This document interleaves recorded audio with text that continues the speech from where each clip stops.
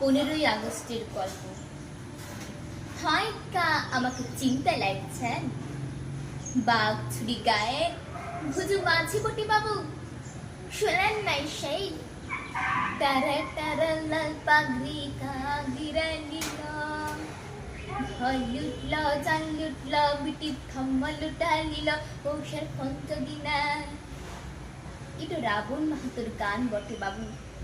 তো আমরা বুঝলি নায়িকা শেষ তক ছাড়ি নাই, সনসনাইকার চৈল লাঠি আর টাঙ্গি, ওদের বন্দুক বারুদ সি সকল ছিচ্ছাতুর বৃত্তান্ত কিতাবে কাগজে লেখাপড়ি করেছেন তো বাবুরা?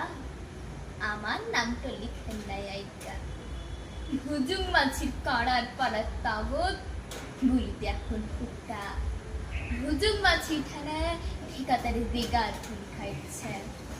শিপিসাল তীরেনে ছকছকায় পৌঁছাই ডান কানে দিল্লি শহর টোটে, সোনার মিডিল তামার পাত লিতে নয় একটু কথা বলতে। আমি তো লড়াই করেছি লালমোয়াদের সঙ্গে, শেষ তক পারি নাই, এটা মানবেন তো নাকি? সোনার মিডিল তামার পাত আপনারাই ল্যান কেনে বাবু? বড় খাতাটায় নাম লেখান আপনারাই, আমার নাম লেখা কানি বেকার তুলির পাতে। লিপ্তাস কথা তো বলতে দিবেন বাবু, পাপ দিবেন নাই মনি।